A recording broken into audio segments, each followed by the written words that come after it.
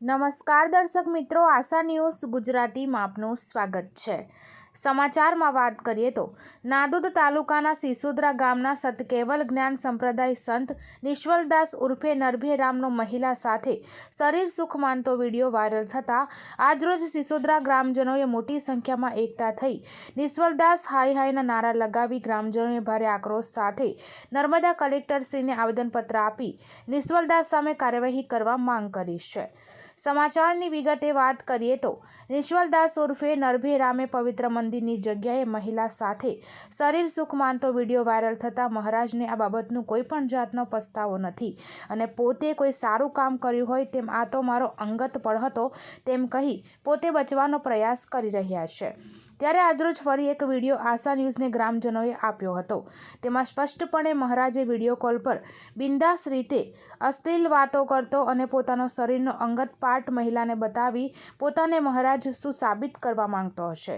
શું આ લંફટ મહારાજને થોડી પણ શરમ નથી આવતી અને પોતાનો શરીરનો અંગત પાર્ટ બતાવી મહિલાને આકર્ષવાનો પ્રયત્ન કરી રહ્યો હોય તેવું સ્પષ્ટપણે આ વિડીયોમાં દેખાઈ રહ્યું છે। મહારાજની આવી હરકતોથી ગ્રામજનો પણ ક્યાંક ને ક્યાંક શર્મિંદા થઈ ગયા હોય તેવું સ્પષ્ટપણે ગ્રામજનોએ જણાવ્યું હતું। આ મહારાજને કાયદાનું ભાન કરાવી ગામમાંથી બહાર કાઢવાની ગ્રામજનોની માંગ ઉઠવા પામી છે। બ્યુરો રિપોર્ટ આશા ન્યૂઝ ગુજરાતી વડોદરા। અમે સંત મહારાજ છે ને એને ગામની બહાર કાઢવા માંગીએ છીએ કારણ કે બહુ જ ખરાબ કામ કરે છે અને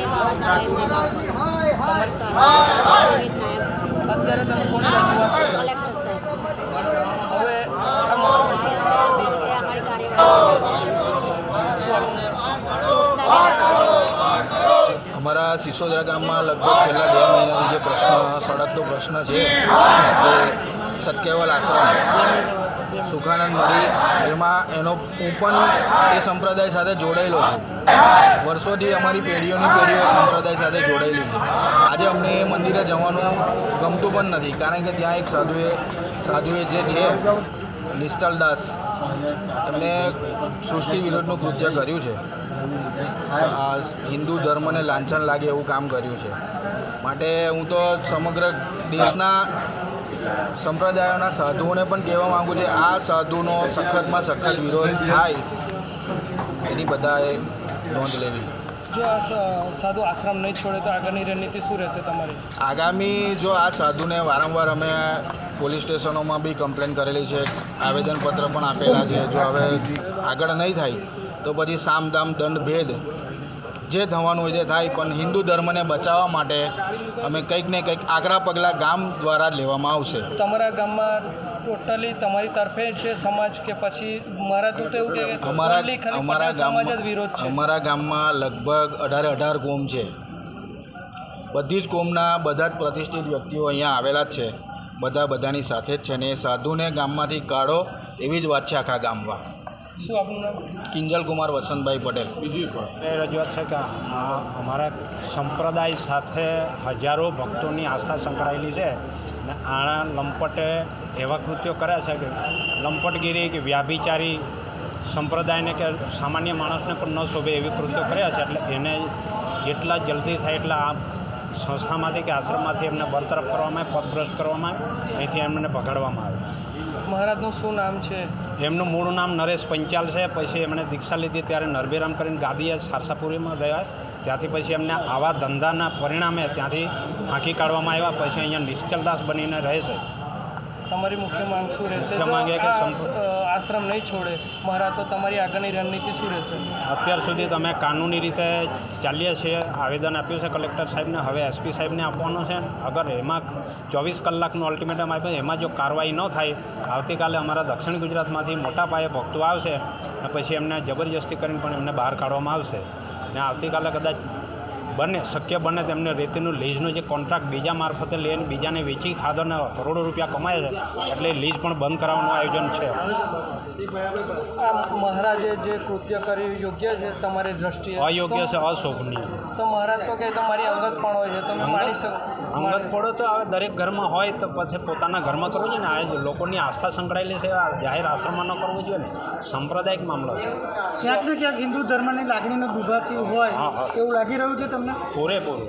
અને ભૂતકાળમાં પણ આ મહારાજ દ્વારા પણ ઘણા કાંડ કરવામાં આવ્યા છે એવું ગ્રામજનો દ્વારા અમને જાણકારી મળી છે, તો એ વિશે આપ શું કહેશો?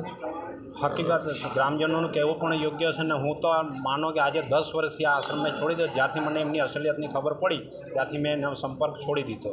નહીં તો પહેલાં મેં ગાયોની ગૌશાળા ચાલે છે, ગાયોની હાલત જોઈ, દયનીય હાલત જોઈને મારે ત્યાંથી મેં 3 વર્ષ સુધી મારે જુવાનની કડપ ચારો હું દર વર્ષે દાનમાં આપતો હતો.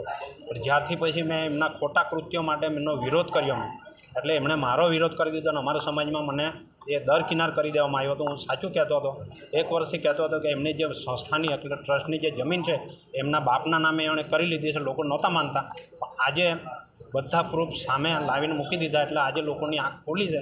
લોકો અહીંયા આવતીકાલે 1-2 દિવસમાં આવવાની પૂરેપૂરી તૈયારીમાં છે. આજે જરૂરી મિટિંગ હોવાથી અમારે માંગરોળ તાલુકા વાંકલ મંદિર ખાતે જરૂરી મિટિંગ હોવાથી એટલે ભક્તો આવી નથી શક્યા.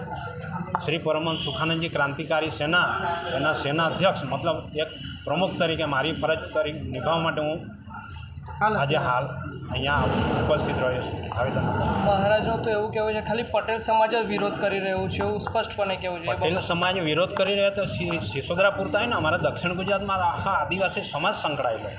તો મહારાજની ખોટી વાત એવું માનો છો આપ? પૂરેપૂરી ખોટી વાત. 1 નંબરના લંપટ, જૂઠા અને ફરેબી છે. ક્યાંક ને ક્યાંક આખા જ્ઞાન સંપ્રદાયને પણ આ કલંક લાગી રહ્યો કલંક લાગી રહ્યું. જે સનાતન ધર્મમાં સર્વોપરી જ્ઞાન છે, ઊંચામાં ઊંચું જ્ઞાન છે, એ જ્ઞાન સંપ્રદાયને કલંકિત કર્યું છે.